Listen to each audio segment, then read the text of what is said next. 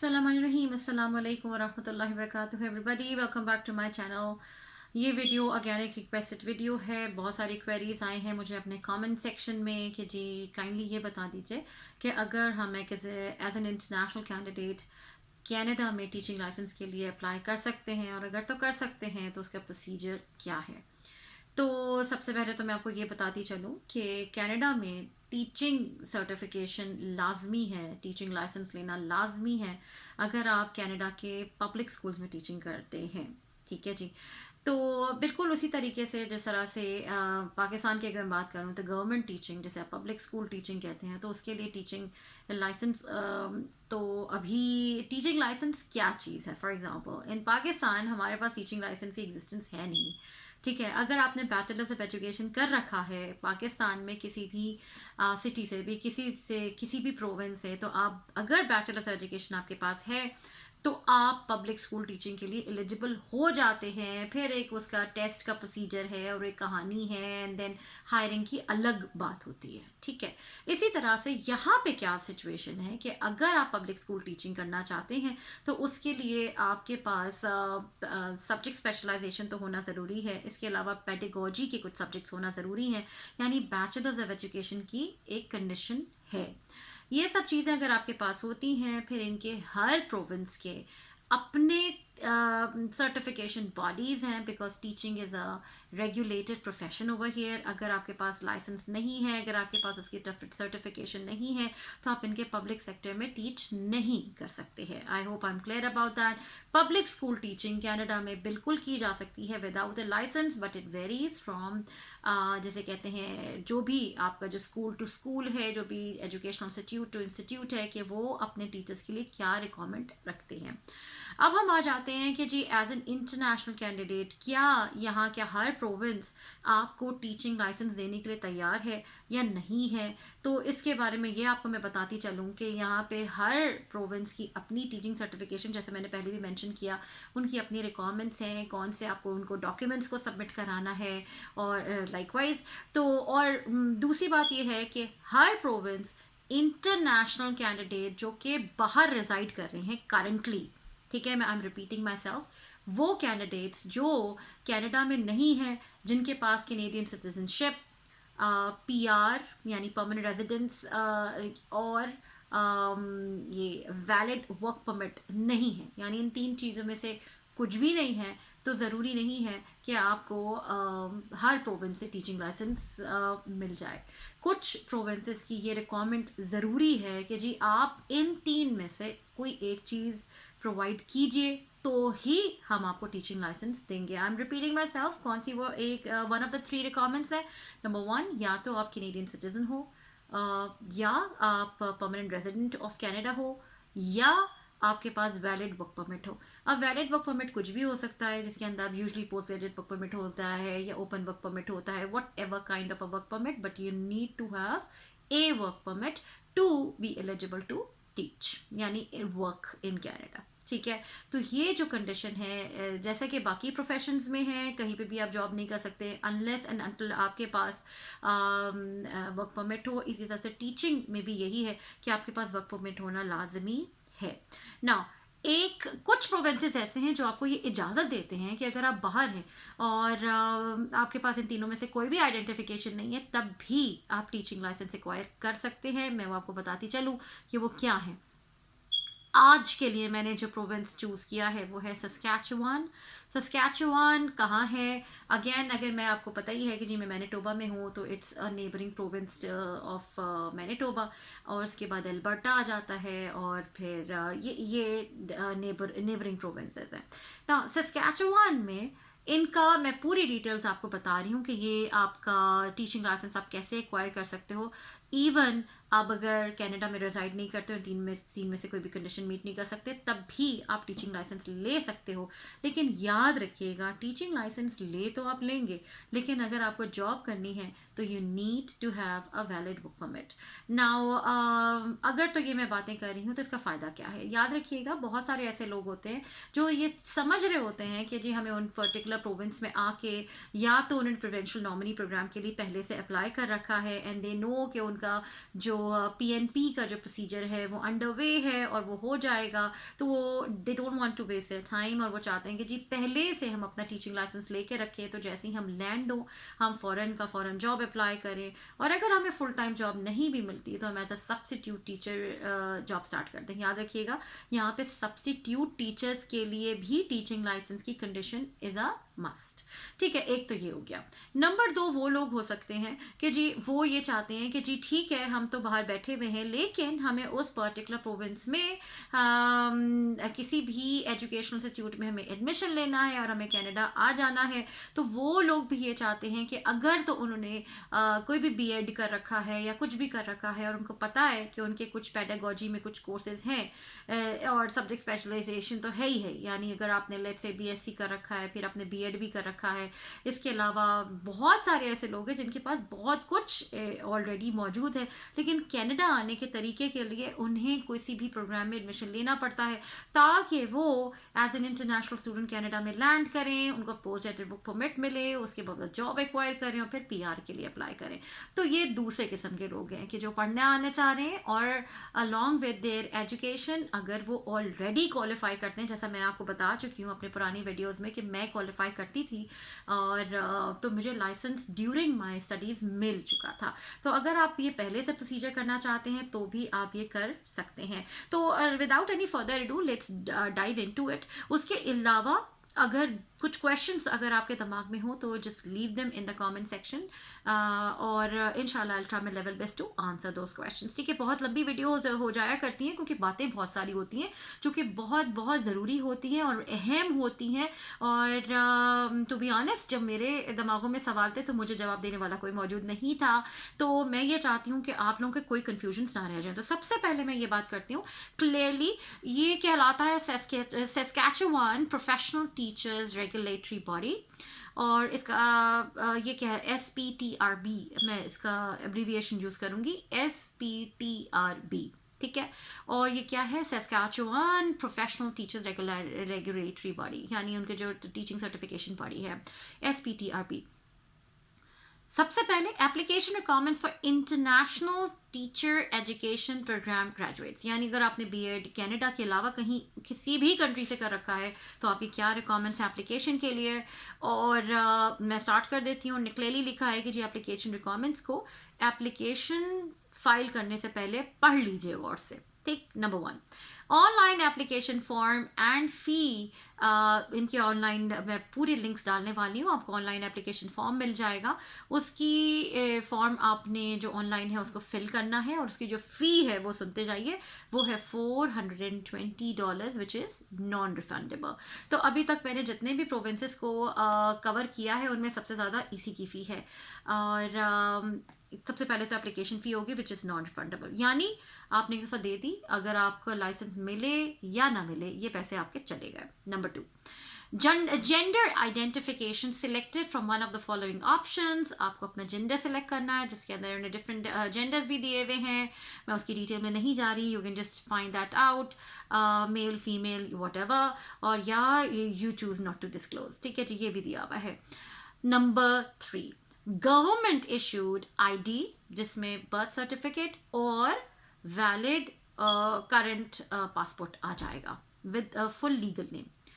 4 अगर आपने आपके एजुकेशनल डॉक्यूमेंट्स पे और ये तो ज़रूरी होता है, ठीक है ना जी, क्यों? क्योंकि अगर जैसा मेरे केस में था, मेरे एजुकेशनल डॉक्यूमेंट्स में मेरे फादर का सरनेम मौजूद था और शादी के बाद मेरे हस्बैंड का था, तो नाम मैच नहीं करता। तो आप क्या करते हैं, 4th डॉक्यूमेंट जो है वो आपने क्या करना है, प्रूफ ऑफ नेम चेंज के लिए आपको मैरिज सर्टिफिकेट या चेंज ऑफ नेम सर्टिफिकेट अगर आपको मिलता है, या गॉड फॉरबिड आपकी डिवोर्स हुई है तो डिवोर्स सर्टिफिकेट, वॉट एवर, आपको ये 3 में से कोई एक चीज़ प्रोवाइड करना होगी प्रूफ ऑफ नेम चेंज के लिए।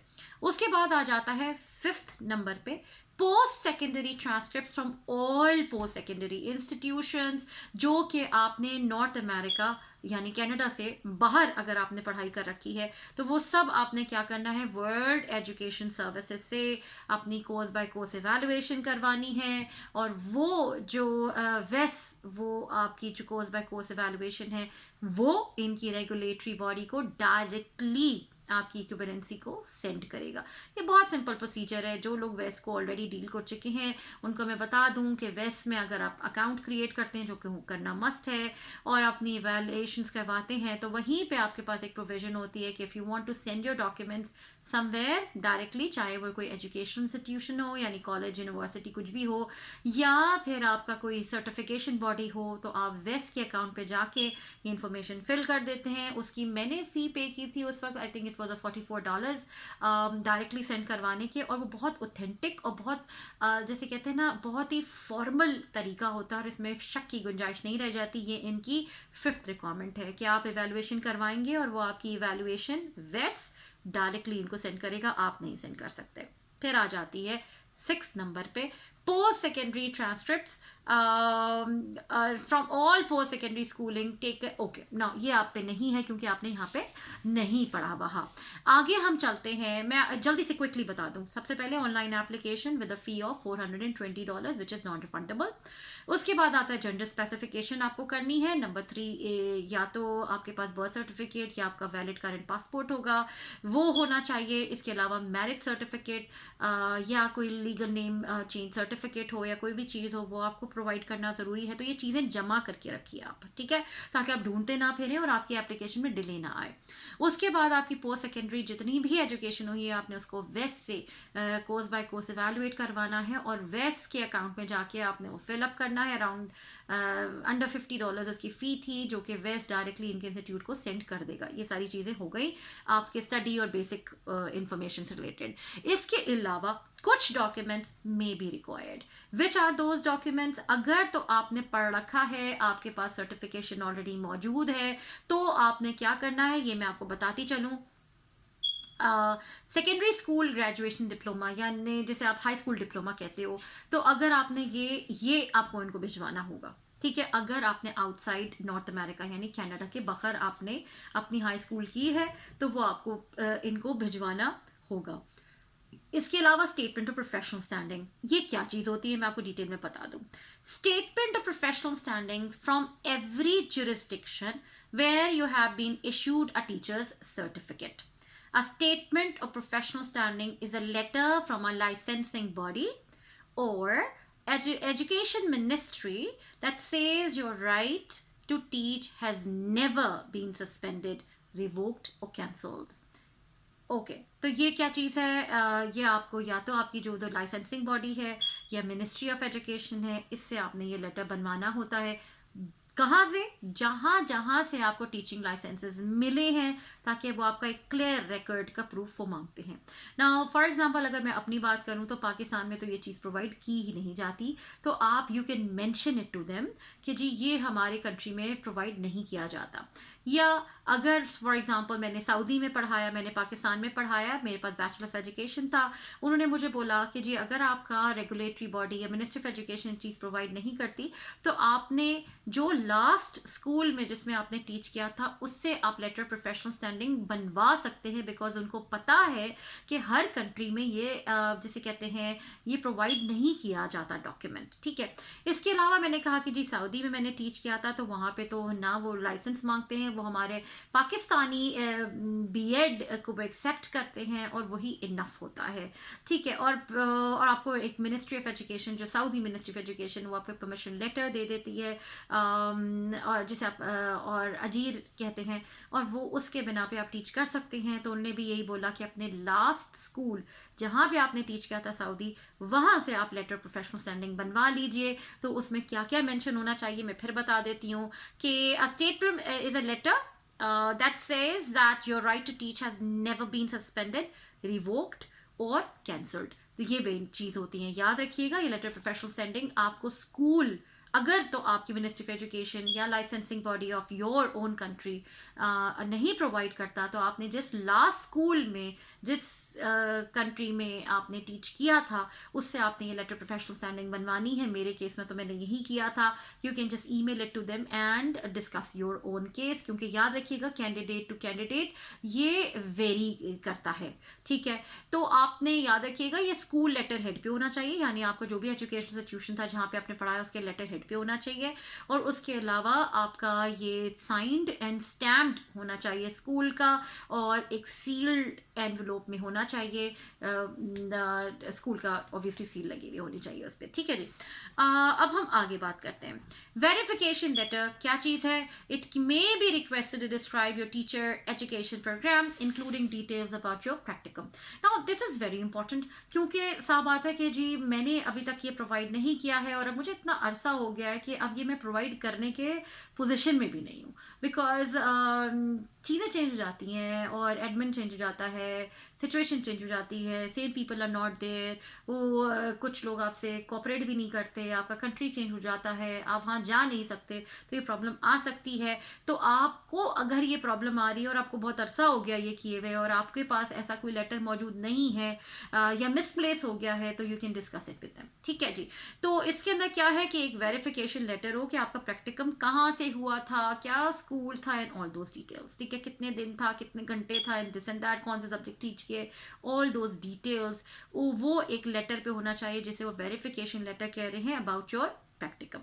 नाउ फिर हम बात करते हैं teachers certificate from the jurisdiction where you completed your teacher education programme, और proof that you hold authorization to teach in the jurisdiction where you completed your teacher education program. Now again, जैसा मैंने जिक्र किया, हमारा bachelors of education अगर हम पाकिस्तान से कर लेते हैं तो उस वक्त टीचिंग लाइसेंस वगैरह नहीं था, बैचलर ऑफ एजुकेशन मस्ट था, इनफ था मैं बोलूँगी, to teach in public schools. तो वो यही कहते हैं कि या तो वो टीचिंग लाइसेंस आप प्रोवाइड कीजिए, या आपकी जो अथॉरिटी है, ऑथराइजेशन टू टीच है, यानी क्या, on the basis of bachelor education I could teach in public schools, तो ये आप प्रोवाइड कर सकते हैं, वन ऑफ द टू, ठीक।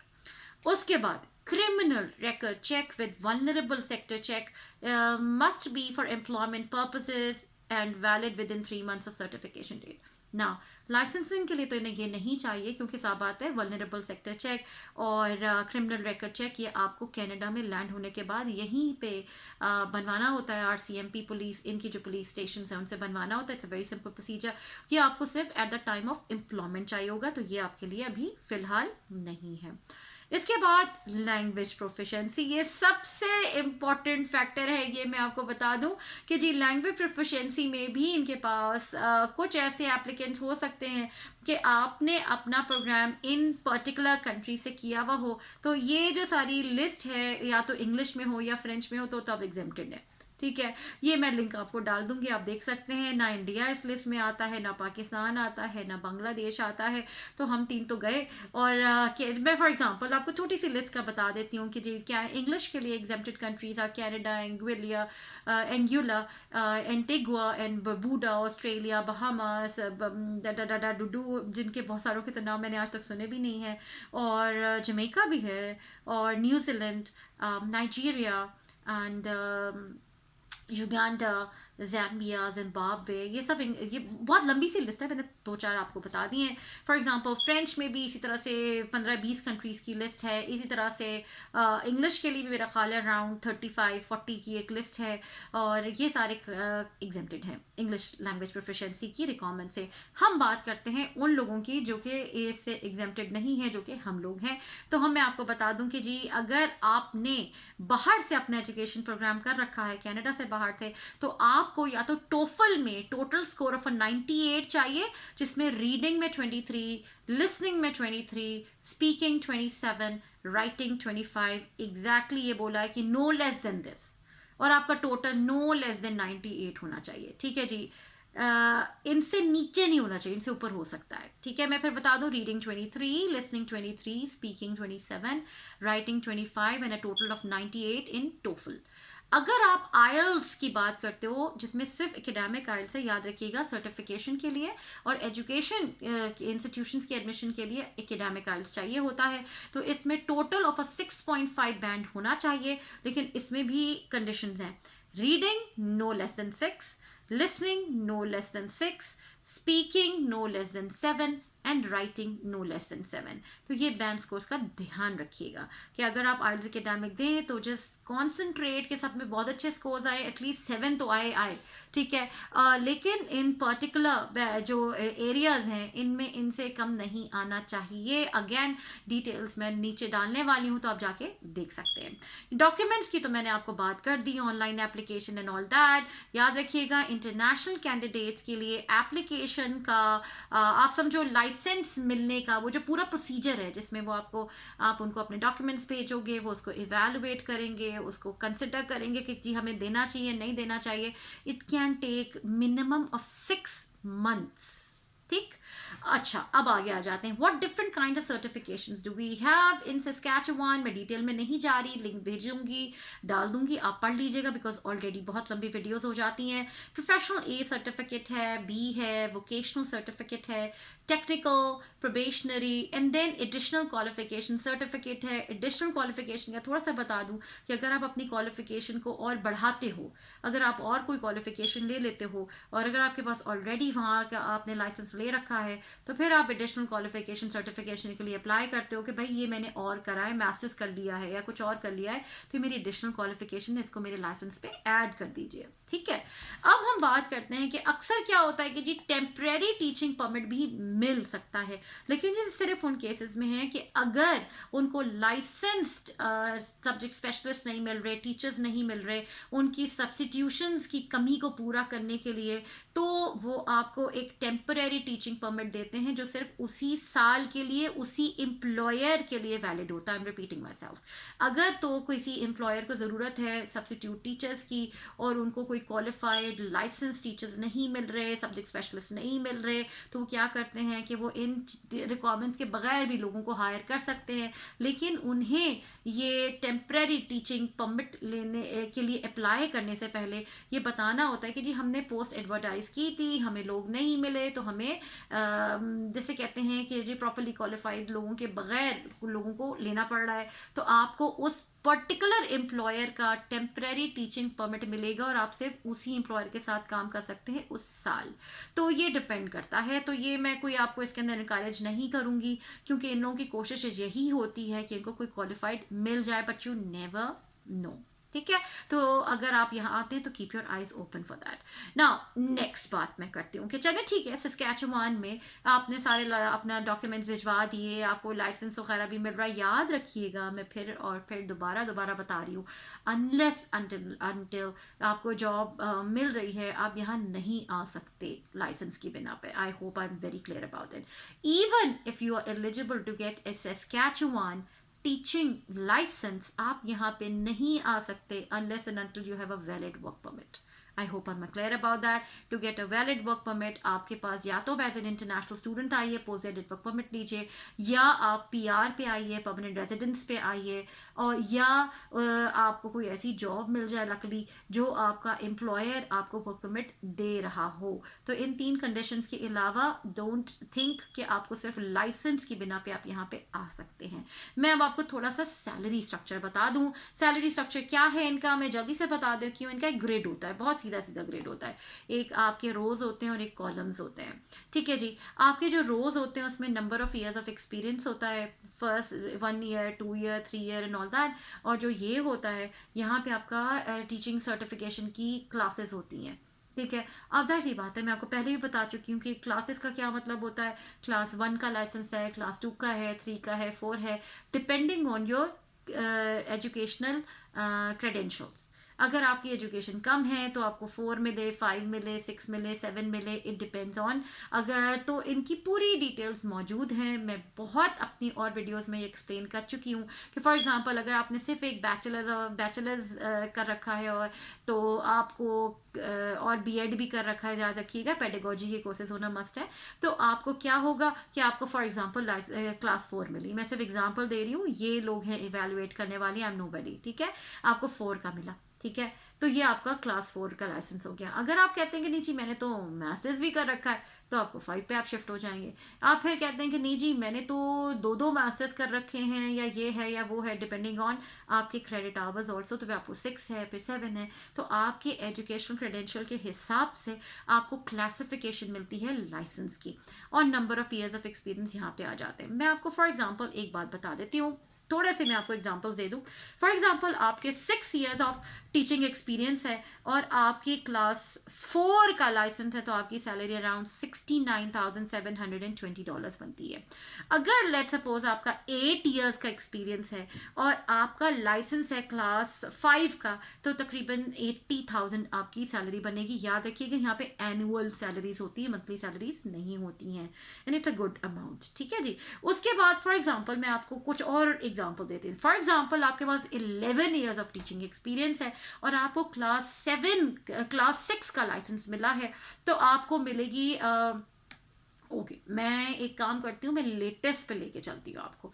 फॉर एग्जांपल अगर आपके पास 11 ईयर्स का एक्सपीरियंस है तो आपकी, और आपका क्लास 6 का लाइसेंस है, तो आपकी सैलरी 102 अप्रॉक्सीमेटली 102,000 कैनेडियन डॉलर्स होने वाली है एनुअली। 7 ईयर्स का एक्सपीरियंस है, क्लास 3 का लाइसेंस है, तो आपके पास होने वाली है सैलरी 61,131 पर ईयर। ठीक है, ये मैंने एग्जांपल आपको बता दी। एवरी ईयर इनकी सैलरीज में चेंज आता है, डिफरेंस आता है, तो इसको अपडेट करते रहते हैं। इसके अलावा टीचर्स के और क्या बेनिफिट्स हैं? टीचर्स के यहाँ पे बहुत सारे बेनिफिट्स हैं आपको। मैं छोटा सा बता रही हूँ। आपका हेल्थ प्लान होता है एम्प्लॉयर की तरफ से, गवर्नमेंट तो देती ही देती है। गवर्नमेंट ऑफ कैनेडा का pension plan is for every citizen, Canadian citizen. लेकिन अगर आप टीचिंग प्रोफेशन में हैं गवर्नमेंट स्कूल यानी पब्लिक स्कूल में, तो आपको वो भी अलग से देंगे। तो आपके 2 पेंशन प्लान चल रहे हैं। क्या क्या बेनिफिट्स हैं? टीचर बेनिफिट्स क्या है मैं आपको बता देती हूँ। हेल्थ प्लान आपको मिलेंगे, पेंशन प्लान होगा, डिसेबिलिटी प्लान होगा, गॉड फॉरबिड अगर आप डिसेबल हो जाते हैं, member and family assistance plan होगा, लाइफ इंश्योरेंस हो सकती है, और डेंटल प्लान होगा। एंड तो ये आप पे डिपेंड करता है, आप इसको जाके एक्सप्लोर कर सकते हैं। इसके अलावा आपको जैसे ही सस्कैचुआन का वो समझते हैं कि आप इस काबिल हैं कि आपको लाइसेंस दिया जाए, आप उनकी सारी रिक्वायरमेंट्स मीट करते हैं, तो आपको वो ईमेल भेजेंगे एंड ऑल दैट। वो अगेन तो वो आपको नोटिफाई कर देंगे कि येस यू आर एलिजिबल। याद रखिएगा कि यहाँ पे आपको एवरी ईयर इनकी एनुअल रजिस्ट्रेशन फ़ी देनी पड़ेगी। और एनुअल रजिस्ट्रेशन फ़ी कितनी बनती है? ये तकरीबन $90 बनती है, टू बी एग्जैक्ट $89.25 बन रही है करंटली। हर साल चेंज आता रहता है, तो आप समझिए अराउंड $90 के लगभग बनती है एवरी ईयर। ठीक है, तो ये इसमें आप फिर इनके जो इनका रजिस्ट्री है इसमें आपका नाम रजिस्टर हो जाता है एंड ऑल दैट। आप इनके डेटाबेस में आ जाते हैं कि you are a licence teacher in Saskatchewan. तो आई होप ये बात समझ आई हो। बहुत सारी ऐसी चीज़ें होती हैं जो कि मैं कवर नहीं कर पा रही होती हूँ, फिर भी मेरी लंबी लंबी चौड़ी चौड़ी वीडियोस बन जाती हैं। मैं आपको बता दूं आपको जॉब्स कहाँ सर्च करनी है। जॉब्स के लिए आप देखेंगे जो साइट है jobbank.gc.ca। आई एम रिपीटिंग, और लिंक भी नीचे डिस्क्रिप्शन बॉक्स में डालने वाली हूँ। jobbank.gc.ca ये इनकी गवर्नमेंट ऑफ कनाडा की बहुत ही ऑथेंटिक किस्म की वेबसाइट है। यहाँ पे आप अपने फ़िल्टर्स सेट कर सकते हैं। फॉर एग्जांपल अगर आप फ़िल्टर सेट करते हैं कि जी मैं आपको बता दूँ फ़िल्टर मैंने क्या सेट किया हुआ है। मैंने फ़िल्टर सेट किया है कि जी कैनेडियंस एंड ऑथराइज्ड वर्कर्स। जब कैनेडियंस एंड ऑथराइज्ड वर्कर्स की बात करती हूँ तो ये सबसे नीचे आपको मिलेगा फ़िल्टर, जिसमें लिखा होता है इंटेंडेड एप्लीकेंट्स। इंटेंडेड एप्लीकेंट्स में जाते हैं तो उसमें 2 आते हैं, Canadians and authorised workers number 1। Number 2 पे आता है कैनेडियंस एंड इंटरनेशनल कैंडिडेट्स। तो अगर हम आपकी बात करते हैं कि जब आप कनाडा में नहीं हैं तो आप इंटरनेशनल कैंडिडेट्स कहलाते हैं। तो अगर मैं उस पे जाके अपना फ़िल्टर सेट करती हूँ तो यहाँ पे 0 जॉब्स आती हैं। इसका क्या मतलब हुआ? ऑल द टीचिंग जॉब्स जो सस्कैचुआन में आ रही हैं, those are only for the ones जो कि कैनेडियंस हैं या फिर उनके पास वर्क परमिट्स मौजूद हैं। तो जॉब्स बहुत है, लेकिन मैं आपको फिर बताती चलूँ कि लाइसेंस लेने में कोई मज़ायका नहीं है। अगर आप यहाँ आने का सोच रहे हैं, आपको पीएनपी के प्रोसेस स्टार्ट हो चुका है या पीआर का हो चुका है, आप ऑलरेडी आ रहे हैं, या आपके पास ओपन वर्क परमिट मौजूद है, या आपके पास कोई वैलिड जॉब ऑफर मौजूद है, या आप एज अ स्टूडेंट आ रहे हैं और आप अपने पार्ट टाइम जॉब्स के लिए स्कूल्स में सब्स्टिट्यूशन करना चाहते हैं तो इसमें कोई मुज़ायका नहीं है। तो ये याद रखिएगा ड्यूरिंग वो एक अलग टॉपिक्स हैं, वो मैं उसमें नहीं जाऊंगी, बिला वजह को कंफ्यूज करने की ज़रूरत नहीं है। आप एज अ स्टूडेंट उनके यहाँ सब्स्टिट्यूट करके एक अच्छा पैसा कमा सकते हैं। तो ये सब मैंने आपको बता दिया है कि ये क्या हिसाब किताब है। I hope I am very clear to you. और भी अगर आपके दिमाग में कोई क्वेश्चंस हैं तो एक और मैं टॉपिक यहाँ पे क्लियर करती चलती हूँ सब्स्टिट्यूट टीचर्स का, कि जी सब्स्टिट्यूट टीचर्स के लिए भी यहाँ पे इनकी वेबसाइट पे मौजूद है सब कुछ, तो आप जाके उनकी भी वेजेस देख सकते हैं। याद रखिएगा प्रोविंस टू प्रोविंस वेरी करते हैं सब्स्टिट्यूट टीचर्स के रेट्स, लेकिन अगर आप पार्ट टाइम जॉब करने के एलिजिबल हैं तो it's a very very good option, because ये आपके फील्ड रिलेटेड है और आपको कहीं पे भी किसी भी रेस्टोरेंट में जॉब जाके नहीं करने पड़े। याद रखिएगा ड्यूरिंग योर स्टूडेंट लाइफ जो आप पार्ट टाइम जॉब्स करते हैं वो एक्सपीरियंस आपके पीआर की तरफ तो काउंट नहीं हो सकता, लेकिन वो आपके रेज्यूमे में काउंट होता है और उसके बेसिस पे आपको फ्यूचर में जॉब सिक्योर करने में बहुत बहुत बहुत हेल्प मिलती है। तो आई होप आपको मेरी बातें समझ आई हों।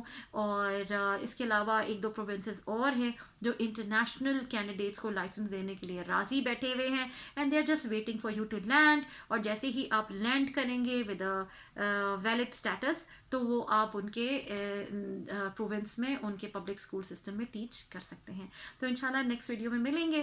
दुआ में याद रखिएगा। Don't forget to like share and subscribe to my channel. अस्सलाम वालेकुम व रहमतुल्लाहि व बरकातुहू।